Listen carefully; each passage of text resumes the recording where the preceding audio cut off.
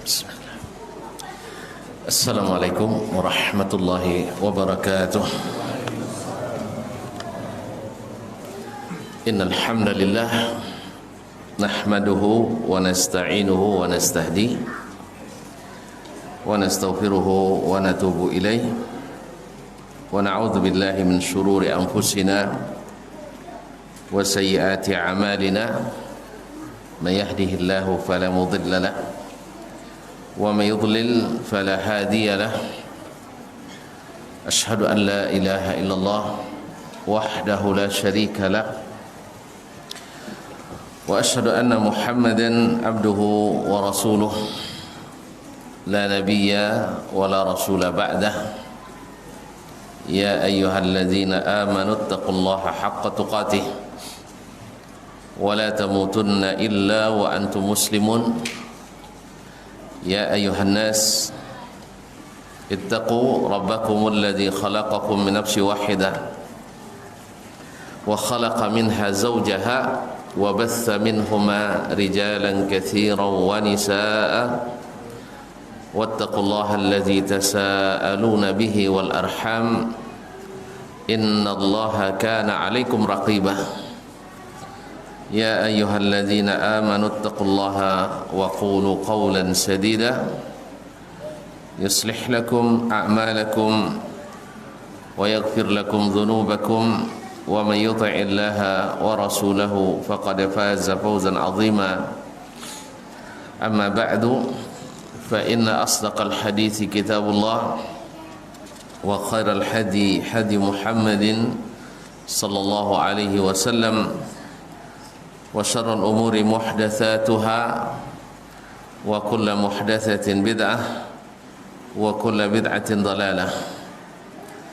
Ma'asyiral muslimin, ma'asyiral muslimat, bapak dan ibu-ibu, saudara-saudara dan saudari-saudari jemaah salat maghrib dan insyaallah isya di Masjid At-Taubah Bangkinang, ataupun yang menyaksikan melalui media dimanapun berada. Alhamdulillah, petang ini kita diberikan Allah SWT rahmat, hujan yang Masya Allah cukup lebat dan hampir merata pula nampaknya dari pekan lagi sampai ke sini dan mungkin juga di tempat yang lain. Allahumma sayyiban nafi'ah mutirna bifadlillahi wa rahmatih. Oleh sebab itu Masya Allah, semangat antum, semoga Allah berikan pahala yang berlipat ganda. Ya, datang hujan-hujan tu lebih berat daripada datang pani-pani. Tapi Masya Allah, mudah-mudahan keikhlasan ini berbuah manis di sisi Allah Tabaraka wa Ta'ala. Amin. Oleh itu patut kita bersyukur kepadanya. Dalam kondisi seperti ini kita juga tetap hadir di tempat yang dimuliakan ini. Ma'asyarul muslimin, ma'asyarul muslimat yang dirahmati Allah, selawat dan salam kepada baginda Rasulullah sallallahu alaihi wasallam, para istri, keluarga, anak dan keturunannya, serta para sahabat, para tabi'in dan yang mengikuti mereka dengan baik sampai hari kiamat. Kembali kita bersama Imam An-Nawawi rahimahullah ta'ala dalam kitab Riyadhu As-Salihin, taman-taman orang-orang salih, min kalami Sayyidil Mursalin, yang terdiri dari perkataan Sayyidil Mursalin, penghulunya pada para rasul, yaitu Nabi kita Muhammad sallallahu alaihi wasallam. Semoga Allah melipat gandakan pahala bagi Imam An-Nawawi rahimahullah yang telah mewariskan warisan kenabian ini kepada kita, dan semoga kita dapat bagian pula mengembangkan ilmu yang beliau wariskan ini. Amin. Masih babul mubadarah ilal khairat, bab bersegera untuk berbuat berbagai kebaikan. Hadis yang ke-6 dalam bab ini, atau hadis 92 dari urutan awal kitab. Qala rahimahullah ta'ala as-sadis an Zubair ibn Adi qala ataina Anas bin Malik radhiyallahu anhu fashakawna ilaihi ma nalqa min al-Hajjaj faqala isbiru fa innahu la ya'ti alaikum zamanun illa walladhi ba'dahu syarrun minhu hatta talqaw rabbakum sami'tuhu min nabiyyikum sallallahu alaihi wasallam rawahul Bukhari. Berkata Imam Nawawi rahimahullah ta'ala, hadis yang ke-6 dalam bab ini, Anis Zubair ibn Adi, itu Zubair ibn Adi Al-Hamdani Abu Abdullah atau Abu Adi Al-Basri. Qala, dia berkata, ataina Anas bin Malik radhiyallahu ta'ala anhu, kami mendatangi Anas ibn Malik. Anas ibn Malik radhiyallahu ta'ala anhu. Anas ma'ruf, salah satu dari 7 sahabat yang paling banyak memberikan hadis dari Nabi sallallahu alaihi wasallam. Beliau dapat kemuliaan berkhidmat kepada Nabi alaihi salatu wassalam sejak atau semenjak Nabi datang ke Madinah. Beliau diantarkan oleh ibundanya, seorang wanita yang salihah dan hakimah, menyerahkan Anas kepada Nabi alaihi salatu wassalam sebagai pembantu, khadimu Rasulullah sallallahu alaihi wasallam, fa ni'mal khadimu wal makhdum. Beruntunglah dia menjadi khadim Rasulullah sallallahu alaihi wasallam, dan masya Allah kesannya dengan Nabi alaihi salatu wassalam banyak dilukiskannya dalam riwayat-riwayat. Qala, mereka berkata, ataina, Zubair bin Adi Al-Hamdani mengatakan, kami mendatangi Anas ibn Malik radhiyallahu anhu. Anas dapat doa atau dapat berkah doa Nabi alaihi salatu wassalam, yaitu doanya dipanjangkan umurnya, barakah rezeki dan keluarganya. Dan riwayat dibanyakkan harta dan anaknya. Alhamdulillah, riwayat menyebutkan beliau meninggal dengan umur 103 tahun. Hanya 103 tahun. Wafat tahun 93 Hijriah, dan beliau ketika Nabi hijrah berumur 10 tahun. 10 tahun tambah 93, lebih kurang 103 tahun. Dan anaknya masya Allah, dia bisa melihat dengan mata kepalanya sendiri lebih dari 100. Tapi masuk cucu lah ya, anak dengan cucunya, masya Allah, barakah. Dan di antara keturunannya banyak yang pula yang menjadi para ulama. Subhanallah. Qala fashakawna ilaihi, lalu kami mengadukan kepadanya.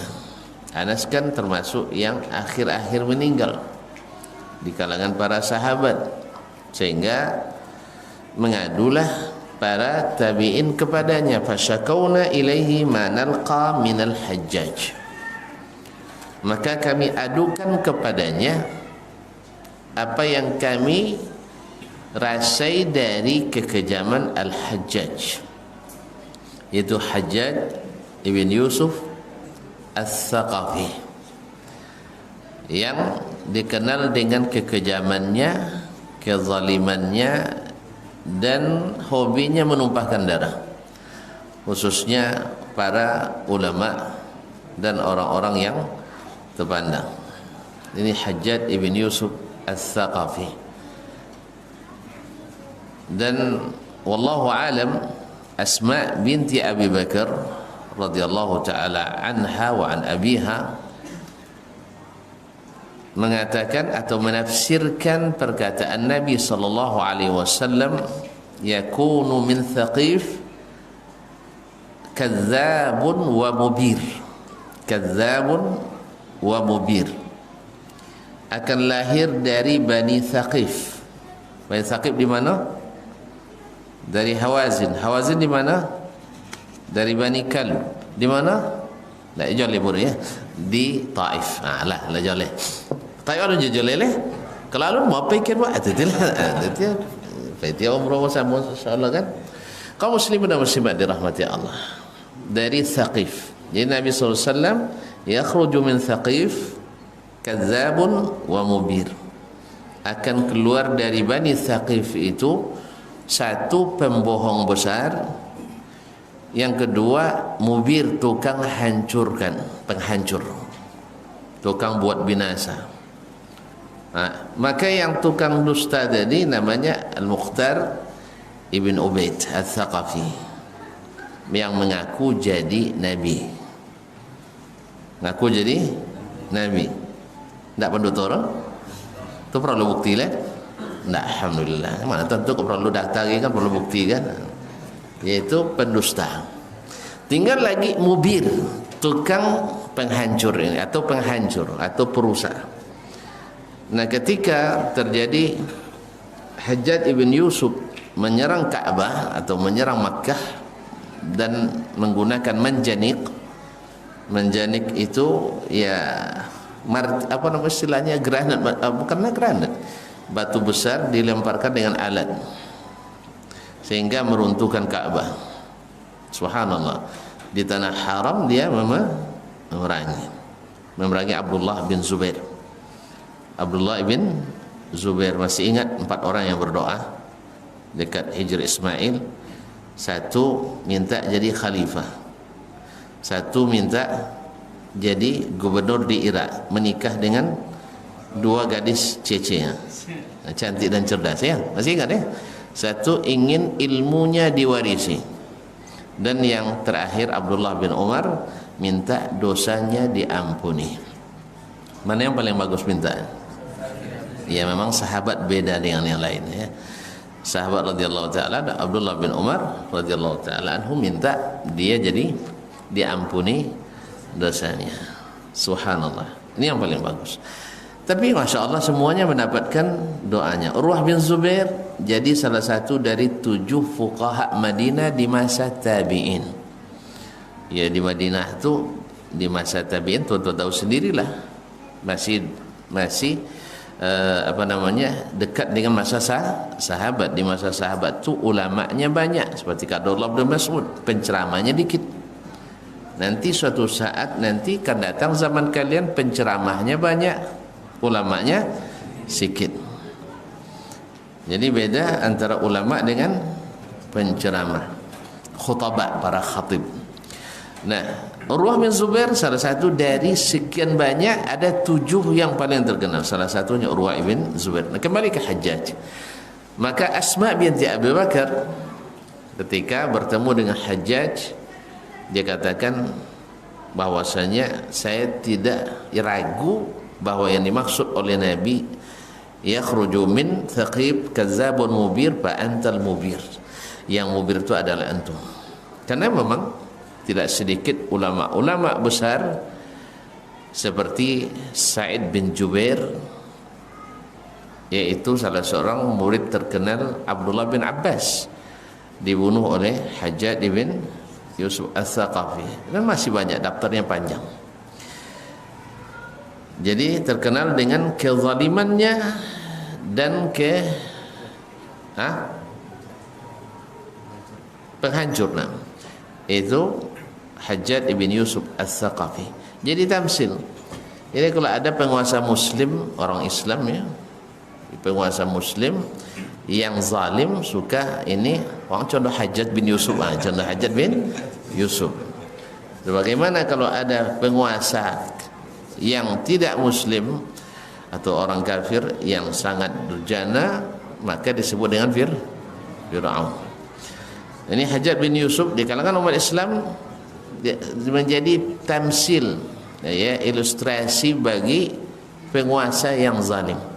Tapi Masya Allah, walaupun demikian ada ucapannya yang saya hafalkan dan bagus, ya, bagus itu. Ya, kadang-kadang keluar dari seseorang yang tidak menggunakan, biarlah kita yang gunakannya. Dia katakan, innallaha takaffala lana rizqad dunya wa wakalana rizqal akhirah.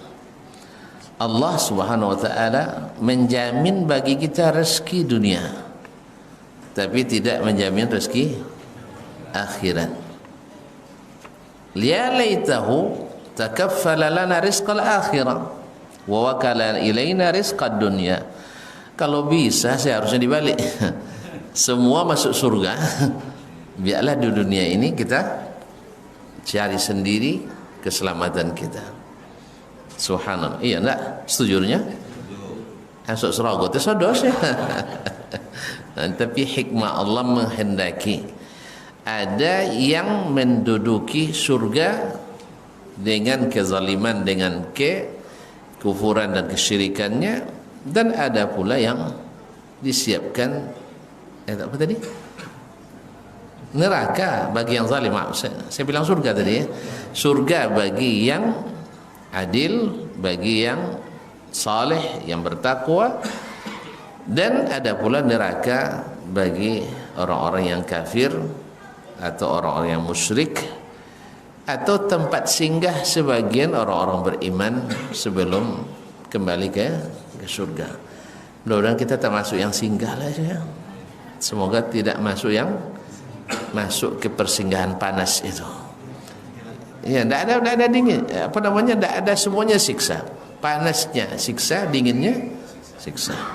Semoga Allah SWT selamatkan kita daripadanya. Amin. Oleh itu kita mohon kepadanya dikuatkan ikut jalan mereka yang dijamin masuk surga. Biarlah orang cari jalan-jalan lain, tidak ada masalah. Kalau mau kita ingatkan, alhamdulillah. Kalau tidak, ya biarlah dengan perasaan dan perkiraannya menempuh jalanlah lain. Karena takut kadang-kadang PPKM kan, jadi cari jalan lain. Kita biarlah mudah-mudahan jalan lurus saja. Ketemu razia nanti kita bilang, pandailah bikin alasan. Kaum muslimin dan muslimat. Karena biasanya jalan yang lurus itu, ya di jalan yang lurus lebih diharapkan selamat daripada jalan yang belok. Apalagi bengkok. Ya.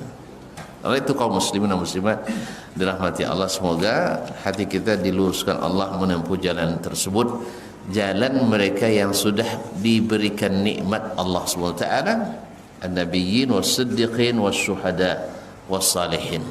Dan dilarang oleh Nabi kita membuat jalan-jalan lain, walaupun memang godaannya luar biasa. Tetapi semoga Allah kuatkan kita bertahan di jalan yang utama, jalan yang terang benderang, ya. Karena banyak, subhanallah, akan kita lihat setiap hari tambahan baru dalam beragama, apalagi di musim-musim perayaan sekarang ini akan ada bentuk-bentuk inovasi dan kreasi baru, dan semuanya itu pasti punya alasan. Dan pasti ada yang mendukungnya, tetapi tidak dilakukan dan tidak dianjurkan oleh yang dijamin masuk surga. Semoga Allah kuatkan kita bertahan di atas jalan ini sampai kita bertemu dengan Nabi alaihissalatu wassalam. Nah, mereka mengadu ke Anas ibn Malik kezaliman dan kekejaman Al-Hajjaj Ibn Yusuf Al-Thaqafi. Subhanallah. Ya wajar mereka mengadu kepada Anas. Pertama, Anas sahabat. Mudah-mudahan dengan sahabat itu segan dia. Jadi mereka minta barangkali Anas untuk memberikan masukan dan nasihat kepada Hajjaj Ibn Yusuf Al-Thaqafi ini. Maka apa jawaban Anas radhiyallahu taala anhu? Lihat kaum muslimin dan muslimat dirahmati Allah. Ini yang sering kita lupakan. Apa kata Anas? Faqala isbiru. Subhanallah. Jawabannya suruh sabar. Kawan dia datang dia lagi sabar kan? Tiba-tiba kena suah sabar. Kan ini yang masalah kaum muslimin dan muslimat. Jangan bila sabar ji, kan itu kan. Sampai kapan sabar itu? Kan itu. Nah, sampai bila? Sampai astagfirullah. Sampai bertemu dengan Nabi alaihi salatu wassalam. Jadi memang batas sabar itu tidak ada. Batas sabar itu tak ada batasnya. Kalau ada yang nyebut batas apa sabar itu ada batas, tidak sabar dulu lah. Tidak sabar. Sabar itu tanpa batas. Tak ada sabar dan tak ada batasnya. Oleh itu kaum muslimin dan muslimat, karena pahalanya tanpa batas. Innama yuwaffas sabiruna ajrahum bighairi hisab. Sesungguhnya disempurnakanlah pahala bagi orang-orang yang sabar itu tanpa hisab. Nah ini lihat kaum muslimin dan muslimat, Anas menjawab dengan apa? Dengan hadis. Dengan hadis. Subhanallah. Kalau sempat Anas di masa kita mungkin betul nyawa kenya. Cu kami datanglah dalam puai sabar tu suai sabar lainnya. Kan itu kan? Kayak itu. Pasti akan ada nanti sabar sampai kapan? Sampai kapan? Ini hak kita dirampas, ulama kita dihinakan, direndahkan, bahkan dibunuh, dihilangkan nyawanya. Tapi apa kata Anas? Isbiru. Sabarlah kalian. Subhanallah kaum muslimin dan muslimat dirahmati Allah. Sebagian kita orang-orang yang bersemangat ingin antara ulama dengan pemerintah itu berlawan, bertembung. Apa tu guna ulama yang tok-tok aja ni ke ya? Kayak gitu? Iya. Ini keliru besar kaum muslimin dan muslimat dirahmati Allah. Harusnya antara ulama dengan umara itu, dia tu ibarat ayah dan ibu. Ibarat ayah dan ibu dalam keluarga, dan rakyat ini adalah anak-anaknya, anggota keluarga. Dan sangat persis, sebab yang punya hak eksekusi hukum siapa? Ulama atau pemerintah? Babuyo muncung ustaz dek berceramah, ndak amu pemerintah, ndak isah. Ya kalau itu tetap jangan berlaku perintahnya, ndak bukan perintah ulama. Sama dengan badaun lidah mak dek menyabut tapi ayah ndak amu. Siapa kan diikuti? Suami melawan ke ayah? Suami melawan ke ayah? Kalau lah sampai amak melawan ke ayah, lewa anak-anak leh. Puasa pewu. Itu dalam makna dah sih. Puasa pewu. Jadi kaum muslimin dan muslimat dirahmati Allah. Lihat bagaimana as-salaf memberikan nasihat. Padahal Anas dengan nama besarnya sebagai khadim Rasulullah SAW, orang yang dekat dengan Rasulullah, dia bisa saja memobilisasi, apa mobilisasi bahasa Arab? Mengerahkan massa untuk menekan Hajjaj ibn Yusuf. Dan itu ada melakukan. Abdullah bin Zubair melakukan itu karena dia diangkat sebagai khalifah. Abdullah bin Zubair diangkat sebagai khalifah, dibayar oleh ahli Makkah. Apa yang terjadi? Yang terjadi adalah pertumpahan darah.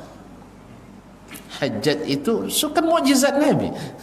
Kan mukjizat tadi akan datang dari Thaqif, Kazzabun wa Mubir.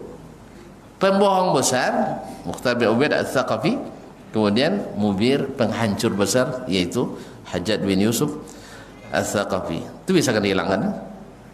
Sama dengan perkataan Nabi hari ini dulu, bahawa siapa yang hidup setelahku akan melihat perselisihan yang banyak.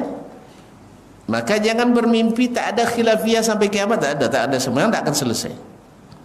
Cuman Nabi beri solusi. Apa katanya? Ikut sunnahku, kembali sunnahku dan sunnah khulafa ar-rasyidin al-mahdiyyin min ba'di. Adalah mendapat Wahabi amun yang sunnah khulafa rasyidin. Apa sunnah khulafa rasyidin? Bid'ah hasanahnya. Subhanallah. Tayyib. Kita terima bid'ah hasanahnya, tapi jangan bergeser dari yang mereka lakukan. Setuju? Ya, kalau andainya mengumpulkan Al-Quran itu bid'ah hasanah, kita terima. Alhamdulillah tidak ada kita menolak kan? Tidak ada kan? Salat jamaah tarawih kita terima. Ada yang nolak? Tidak ada nolak. Alhamdulillah, boleh. Coba ya, azan 2 kali masuk Osman kita terima, juga kita tidak tolak. Sah? Sunnah. Atau sebutlah bid'ah hasanah, tidak ada masalah. Kami tidak menyebut bid'ah hasanah, sunnah hasanah. Sebab Nabi yang suruh ikut yang dilakukan oleh khulafa ar-rasyidin. Cuman jangan gara-gara mereka buat bid'ah hasanah kita tambah lagi yang lain. Ini bukan bid'ahnya hasanahnya khulafa ar-rasyidin, tapi Pak Rasyidin. Dia harus dibedakan. Ini kadang tidak putih kaji kan. Dia kan tidak putih marifat di situ lah. Jadi betul.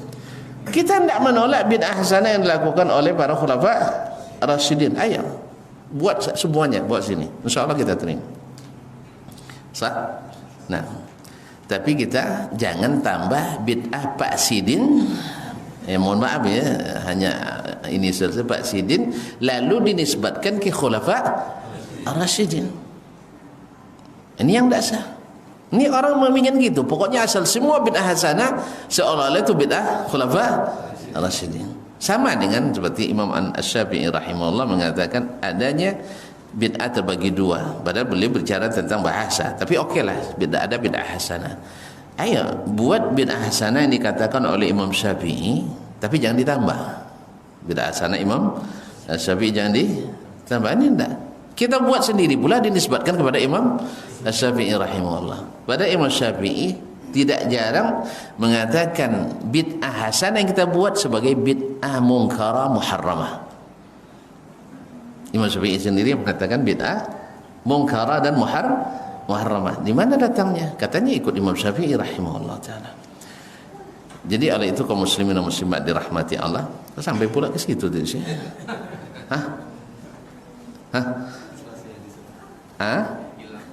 Khilaf. Jadi khilaf itu takkan habis karena sudah merupakan mukjizat Nabi. Nabi memprediksi akan melihat perselisihan yang banyak. Sebagaimana umat ini takkan mungkin disatukan satu taifah, satu firqah. Sebab Nabi sudah katakan pasti terpecah menjadi 73. Nah, yang mesti kita ketahui adalah mana yang selamat aja. Mana yang selamat. Sebab kalau tuan-tuan tahu mana yang selamat, insya-Allah mudah mendeteksi yang tidak selamat. Tetapi kalau tuan-tuan tak tahu mana yang selamat, ikut yojo itan yojo non diwang dianggok dia awak dilalun, pokok tak boleh solang cik juang waktu ke sodot, berarti tak tahu antum mana yang selamat. Nabi katakan selamat hanya satu, lalu antum katakan ikut selamat je. Contoh selamat junya adalah kebaikan sekali. Non itan, oi, Khawarij sendiri ada kebaikannya, Syiah sendiri ada kebaikannya. Ya tak? Mu'tazilah, oh mantap. Ya, mereka bisa menyaring filsafat barat menjadi filsafat Islam dan sebagainya. Nomo Islam sama dengan busana muslimahnya. Busana muslimah.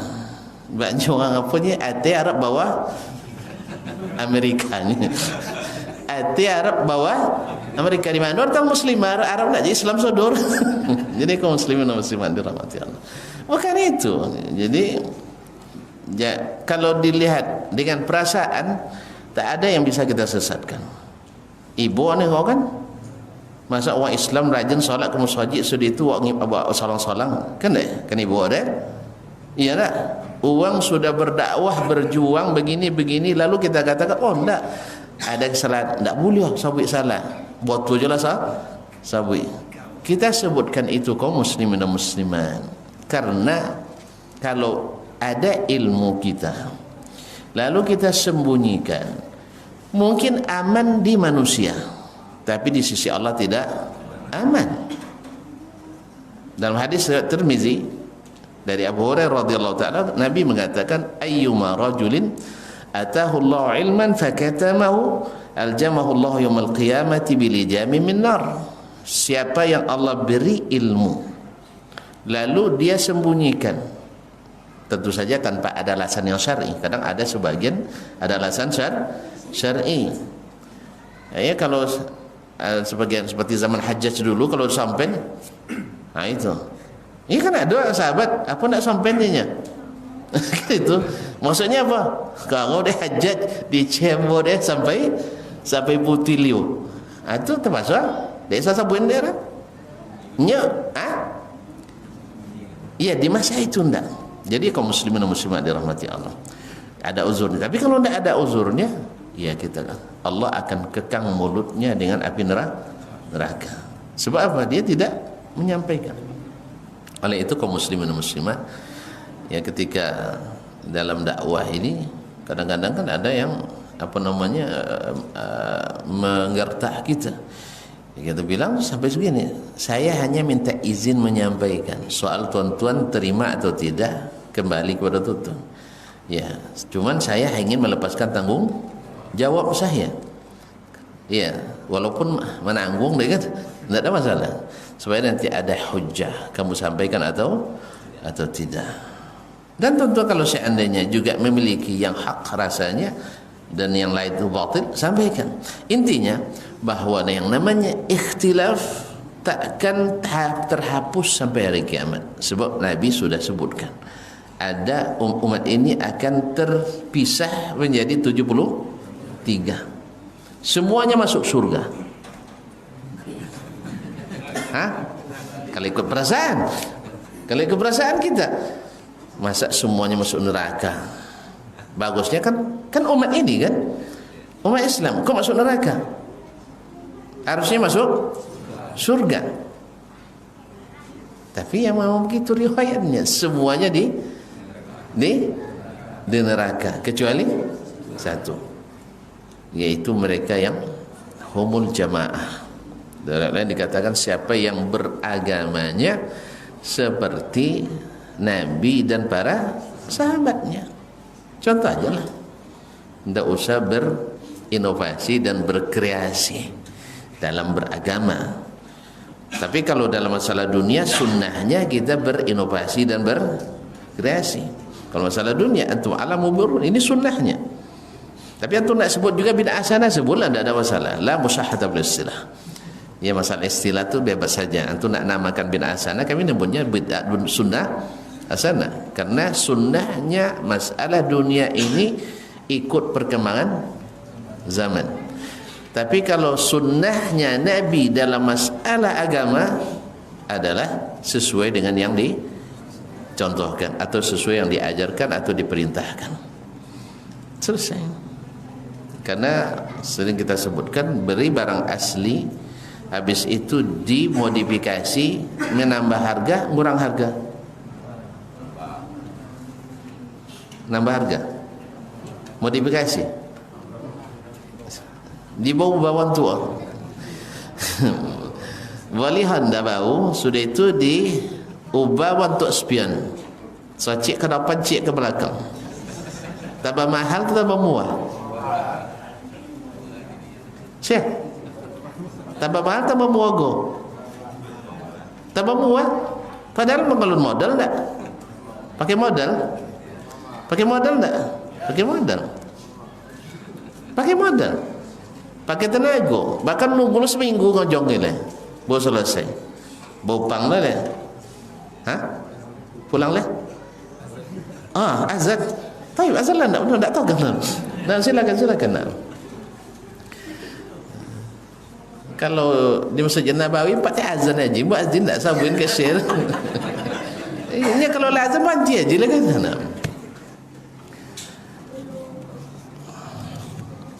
Kaum muslimin dan muslimat rahimanillah wa iyyakum. Jadi Anas menasihati mereka untuk bersabar. Kaum muslimin dan muslimat dirahmati Allah, kenapa bersabar? Karena sebenarnya kalau kita lihat nusus para as-salaf, kezaliman terjadi selain ujian dari Allah SWT, sering berbanding lurus dengan kezaliman yang terjadi di masyarakat. Bila masyarakatnya saling menzalimi, Allah akan memberikan pemimpin yang menzalimi. Itu janji Allah Subhanahu wa kadzalika nuwalli ba'dadh-dhalimina ba'dhan bima kanu yaksibun. Dalam surat Al-An'am ayat 109, demikianlah kami jadikan sebagian orang zalim sebagai pemimpin orang zalim yang lain akibat apa yang mereka usahakan. Oleh itu kaum muslimin dan muslimat dirahmati Allah SWT, jadi sekarang kesalahan yang dilakukan oleh pemimpin, dalam hal ini Hajjaj bin Yusuf sekarang, bisa saja karena masyarakat atau sebagian masyarakat, orang-orang yang melakukan kezaliman, apalagi kezaliman kepada Allah, kezaliman kepada Rasulullah sallallahu alaihi wasallam, kezaliman kepada Allah dengan menyekutukannya dengan syirik. Sebab subhanallah, kalau tidak berilmu sering dengan kira-kira dan kadang-kadang salah kira. Dikira bertauhid ternyata bersyirik, na'udzubillah, karena tidak dijelaskan. Walaupun kita semua sepakat syirik itu dosa besar yang tak terampuni, tapi terjadi salah paham pada sebagian amalan-amalan dianggap syar'i padahal tidak ada syariatnya, dan tidak sedikit jalan menuju ke kesyirikan. Atau bisa saja kezaliman sesama, antara sesama, maka Allah kirim yang seroman kita pula. Oleh itu kaum muslimin, sering anda katakan, kalau andainya ada penyelenggara negara yang korupsi atau banyak yang korupsi, ayo kita introspeksi. Bukankah kita setiap pemilu sebagian besar rakyat ini korupsi? Korupsi. Semuanya menerima suap. Padahal suap kena lei suap kadang jadilah. Sudah itu mereka menyuap tak kena kadang suap dah. Ya kan? 7 M. Itu dia. 2 T. Kalau 2 T ni. Kaum muslimin teh kalunya. Teh kalunya. Kaum muslimin dan muslimat dirahmati Allah. Karena kita memang lahir atau pemimpin mungkin lahir dari masyarakat yang semuanya menerima suap. Kaos partai satu masuk jual, ya kan ya? Kadang 3.000, 310.000 kayaknya. Batai mau jual, datanglah lapiak, bapak pakai jual. Nampak yang parah serangan Fajar. Mau 10.000 kayaknya 20 akak ya. Buat seseorang yang sudah itu sudah itu tambah seseorang 5 tahun dia. Cuba bisa tak rakyat negeri ini munasabah kemerdekaan Republik Indonesia yang ke-76. Ayo dari sekarang kita mulai hapuskan korupsi-korupsi ini dari ketika pemilu. Bisa? Kalau alun ni hatimu je lah dulu. Nikmati saja, sabar. Sabar, karena itu pola kita, kelakuan kita. Dan Allah katakan wa kadzalika nuwalli ba'dadh-dhalimina ba'dhan bima kanu yaksibun. Jelas tak? Jadi Anas radhiyallahu taala anhu menyebutkan isbiru, sabar. Bukan mobilisasi massa. Karena sudah beberapa kali orang membuat mobilisasi untuk baik niatnya menjatuhkan, ada niatnya untuk buat perubahan, yang terjadi sebaliknya. Justru menambah beban-beban dakwah kita. Oleh itu kaum muslimin dan muslimat dirahmati Allah SWT. Tapi yang namanya perjuangan pasti ada resiko kan itu ya.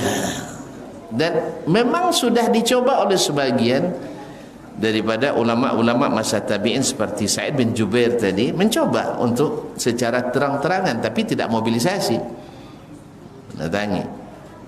Akhirnya beliau sendiri menjadi korban dieksekusi oleh Hajjaj bin Yusuf Al-Thaqafi bersama ratusan ulama lainnya lagi. Maka Anas radhiyallahu taala anhu, apakah antum berani mengatakan Anas penakut? Ikut ulama-ulama pemerintah ini kan? Kau muslimin dan muslimat dirahmati Allah. Indah, dia katakan ini saya dengar dari Nabi kalian. Saya dengar dari Nabi kalian. Oleh sebab itu isbiru. Ketika Ali radhiyallahu taala anhu di masanya kan ada khawarij. Pemberontak.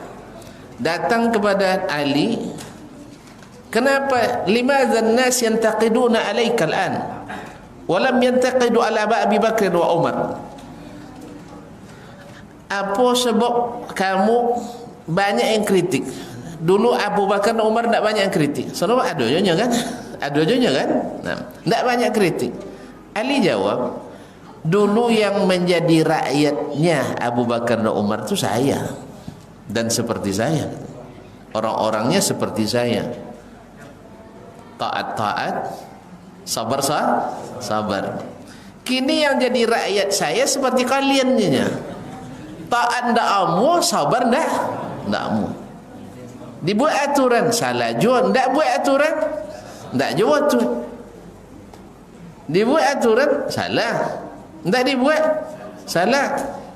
Tapi kalau nak dia bantinya. So jadi kan mereka inginnya itu Ali banti. Akhirnya Ali dibunuh. Tambah elok sudah itu. Tambah elok, tambah kacau keadaan kaum muslimin. Karena segala sesuatu yang dimulai dengan cara yang tidak syar'i pasti kerosakannya lebih besar. Kini lawak kini. Dengan dulu dengan reformasi nak kena awak dia.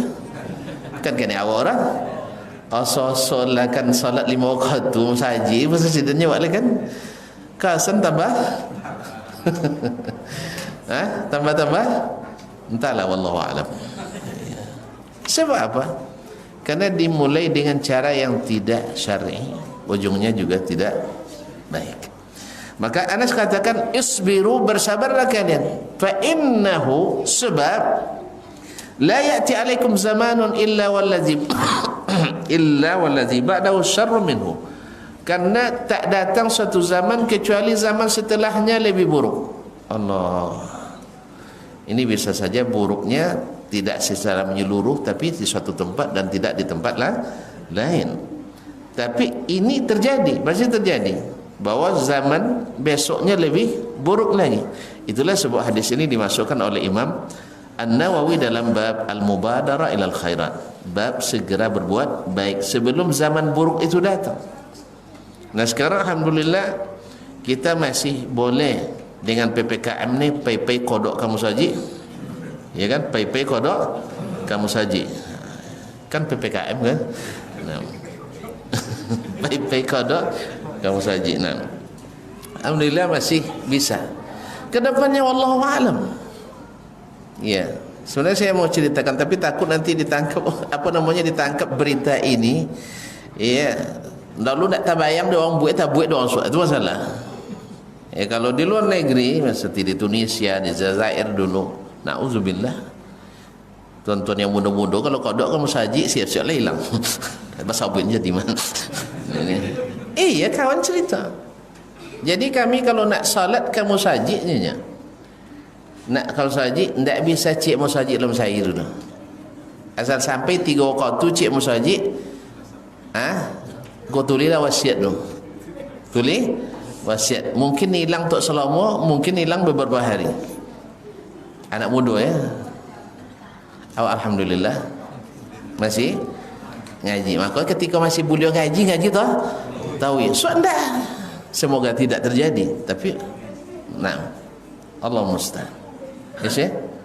Jadi ketika beliau solatnya banyak. Ketika masih kuat puasa. So pagi jangan lupa Tasu'a dan esoknya Asyura. Kata Nabi alaihi salatu wassalam, mudah-mudahan mengampuni dosa setahun sebelumnya. Ma'asyiral kiram, Jadi karena tidak ada zaman kecuali akan datang yang lebih buruk padanya. Kalau kalian tidak sabar kini, insya-Allah biar tidak sabar lagi. Akhirnya menderita tawi. Kan menderita tawi aja. Kalau tiap hari kita membahas kezaliman demi kezaliman, nyaman hidup? Hah? Nyaman? Si fulan segini, si fulan siapa metong kekayaan uangnya, awak mesti tahu. Uang dapat tahu awak mana mau bawa bantawi. Kan gitu. Makanya kaum muslimin dan muslimat, ya koran yang paling jen dibaca, ya koran yang banyak kriminal. Nak nyaman kan itu. Asal kalau malam mau tunjuk di pintu lagi sauro kan. Mak timbul perampok kan. Ya tak? Dia baca itu deh. Tapi jangan lupa selalu berdoa, berzikir, tawakal kepada Allah tabaraka taala. Sebab yang akan tabunuh nya Al-Quran, yang akan tabunuh datang dalam rumah orang bunuh. Apa itu? Kalau yang akan tabunuh. Tapi yang tidak akan tabunuh itulah Khalid bin Walid, bapa peperangan. Ketika mati 80 lebih liang tusukan di badannya, tapi tetap mati di pembaringan. Walaupun pahala syahid mudah-mudahan beliau dapatkan, mati di pembaringan, karena dia termasuk yang meminta mati syahid dengan jujur dan ikhlas. Siapa yang minta mati syahid, Allah berikan mati pahala mati syahid, walaupun mati di tempat tidurnya. Ya, dia takdirkan itu. Dan ada hikmah disebutkan para ulama, kenapa Khalid tak wafat atau tak syahid di medan perang? Masih ingat atau masih lupa? Supaya masih lupanya. Supaya kan beliau bergelar Saifullahil Masnun, pedang Allah yang terhunus. Kalau sempatnya wafat di medan perang, patahlah pedang Allah, itu tak bagus. Patah pedang Allah tabaraka wa taala. Makanya Allah wafatkan dia di tempat tidurnya. Jadi walhasil kaum muslimin dan muslimat dirahmati Allah, bersabar. Karena ini pesan Nabi kita alaihi salam, dan masih banyak hadis dalam Kitabul Imarah dan Sahih Muslim lengkap hadisnya. Ini menurut Nabi alaihi salatu wasalam. Tapi kalau menurut kita tentu banyak pendapat. Dan ini bisa saja ditakwilkan orang. Ya, ditakwilkan orang dengan berbagai ini. Wallahu musta'an. Hatta talqaw rabbakum, sabarlah sampai kalian bertemu dengan Rabb kalian. Berarti sabar sampai la ilaha illallah. Itu kan dia pelapi kemungkaran tu. Hah? Enggak, ada mekanismenya, ada teorinya, ada manhajnya. Ya. Dia dalam memberikan nasihat ada manhajnya. Syekh Nuthaimin pernah ditanya atau dikritik lah lebih tepatnya. Itu apa ontok je ndak? Ontok je ndak beri nasihat para pemerintah adanya kan itu. Padahal lah sancak itu dibanding negara lain lah sancak itu kan. Kelancak. Kini orang nak perjuangkan nak memasukkan sesuatu ayat dalam undang-undang payah. Ya. Iya ndak? Di seluruh negara Muslim Amerika masuk soci ayat kadang dalam undang-undang sepaya-paya, iya tak? Kan termasuk awak ke? Membawa liang-liang piagam Jakarta bisa sampai gini dengan kewajiban menjalankan syariat Islam bagi pemeluk-pemeluknya bisa? Kan payah? Ikan payah? Apa dia payah gak ya? Padahal tu awak tak tahu orang orang tak jauh orang umur. Coba bayangkan kaum muslimin muslim. Nah di situ dasar negaranya itu langsung Al-Quran dan Sunnah. Tapi banyak juga orang untung nak menghidupkan Al-Quran Sunnah, tapi negara yang menerapkan Al-Quran Sunnah banyak yang benci. Apa masalah? Dewa. Itu je Dewa Wahabi. Tapi apa Wahabi tak habis kadang kira. Katanya kayaknya apa Wahabi tak habis dah. Tak mau zikir samanya tu Wahabi. Subhanallah. Nabi tak je zikir sama. Allah musta'an. Kaum muslimin dan muslimat dirahmati Allah. Jadi sabar. Apa kata Syekh? Kalau menasihati pemerintah itu, kami ulama kan, kalau kami umumkan di depan khalayak, Ditemo di Amerika ndak jual elok, ndak ditemo jual buat. Kalau ditemo dia akan ada komentar, lama berpersifat berajo amonya punya Syekh Utsaimin kan ya, amoja punya tak ditakan dia sang ulamanya amonya. Kalau itu ini kan ada setan-setan doang banyak. Kalau kawak nama apa?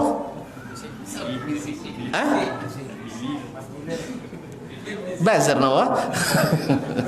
Banyak tukang gaduh kan. Ya. Nah, kalau seandainya tidak ditemo, lau biarlah lah. Dasar pemerintah, macam-macam kata-kata yang keluar nanti itu. Jelas? Jelas sebab itu makanya Nabi menganjurkan, bahkan memerintahkan, kalau nak beri nasihat jangan terang-terangan. Nya ajinya, amo di nasihat depan umum. Kami je. Dengan mah nasihat dan amo. Apa dah tak ada kuasa sekenek dah. Kamu bang tadi tu. Bang kami mana nasihati. Tu sampai ke suap punggung dah penang kau ha. Bang, lelo ke orang rumah mo. Ande tu ya tu dapat dia nak tonton tapi belakang tu je nyanyi tu ada. Inya kodok pantai je ini je kan. Awak nasihati ni. Jadi dah ada kaum muslimin. Makanya Nabi katakan ambil tangannya, duduk dengannya empat mata, beri nasihat. Oh, tidak isar Ustaz. Tidak isar. Ya, tidak wajib dah. Kan kalau tidak bisa kan tidak wajib. Jadi kaum muslimin, tapi memang berat. Sabar itu berat. Kau tak akan sanggup. Biar aku saja. Kaum muslimin dan muslimah. Berat memang. Makanya sabar itu pahalanya besar. Tak ramai yang bisa sabar. Sebagian besar tidak sabar. Kaum muslimin dan muslimah dirahmati Allah. Hatta talqaw rabbakum, sampai kalian bertemu dengan Rabb, berarti sampai mati. Lalu Anas tegaskan, sami'tuhu min nabiyyikum, ini saya dengar dari nabi kalian. Berarti pesan Nabi bahwa sabar terhadap pemimpin yang zalim itu adalah pesan Nabi. Berarti yang perlu kita lakukan adalah introspeksi. Kalau pemimpin zalim, coba tengok-tengok awak buat zalim atau tidak. Banyak, berarti tinggalkan kezaliman itu. Kalau korupsi, tengok awak kodok korupsi tak? Kini ndaknya pas pemilu soal kan itu. Coba besok tidak ada lagi yang korupsi di waktu pemilu. Tolong jangan temo seorang juga. Jangan temo seorang, jangan tak ada kontrak-kontrak politik lah. Tak isar jenis ya. Nyebut pun kontrak politik kau ada langgar juga, tak ada jujur. Tak ada persahabatan sejati yang adalah kepentingan sejati. Kalau politik. Oleh sebab itu kaum muslimin dan muslimat dan rahmati Allah, berapa-apa dibuat kesepakatan-sepakatan kan pilih dan majunya. Kalau ada pilih so aman do kajinya kan. Sudah itu yang pertama wantin kaji. Allah musta'an. Itu tidak bisa kaum muslimin karena politik itu tekanan-tekanan. Makanya nasihat Nabi sabar. Dan yang paling dianjurkan adalah memperbaiki diri kita. Sebab Nabi SAW ketika berdakwah di Mekah bukan tidak diajak kerjasama, kan diajak kerjasama. Nabi tidak. Walaupun kan kerjasama, nya masyarakat kia centang perenang bunyinya. Oleh sebab itu Nabi tidak. Saya menyampaikan sesuai perintah Allah SWT. Karena dari masyarakat yang adil lahir pemimpin yang adil. Masyarakat yang jujur lahir pemerintah yang jujur. Orang Arab jahiliyah saja bisa jujur dulu, masa kita tidak? Makanya di masa jahiliyah Arab itu dulu mereka pemberani-pemberani karena selalu berkata benar, bertingkah benar. Jujur artinya tidak pengacui lah. Orang pengacui kan kodok duto. Kalau mereka pantang duto, apalagi kalau jadi pemimpin. Kalau kita kalau jadi pemimpin wajib pandai. Berarti awak pengacui sodok. Awak pengacui. Jadi dia tagih pengacui tadi, akhirnya awak itu sama jawab, nak kan sama jawab. Jelas. Jadi ini pesan Nabi alaihi salatu wassalam, sabar. Wallahu taala alam. Wa sallallahu ala nabiyyina Muhammadin wasallam. Dan syahid atau hadis ini dimasukkan dalam bab mubadarah adalah karena zaman ini walaupun buruk, besok akan lebih buruk lagi daripada zaman ini. Dan ini seperti kata Syekh Utsaimin, bisa berlaku di seluruh tempat, bisa berlaku di sebagian tempat dan tidak sebagian yang lain. Dan kita berharap mudah-mudahan hari esok lebih baik lagi. Alhamdulillah. Dulu kalau masa dan tutur dulu, masa tutur dulu ya, nak ngaji cendekon tutur banyak kan ya, sehingga tasabuilah wirid uang tua-tua. Di kampung dulu wirid tua-tua. Kini alhamdulillah lah biasa bawa anak muda. Itu kan alhamdulillah kebaikan yang luar biasa. Ya, kalau ada anak muda tidak ngaji kini tidak keren. Tidak keren. Yang keren itu adalah yang ngaji. Alhamdulillah. Berani ngaji berarti pria punya selera. Pria punya selera. Tapi kalau tidak berani ngaji berarti bukan pria punya selera. Alhamdulillah. Dulu tidak. Orang tua aja.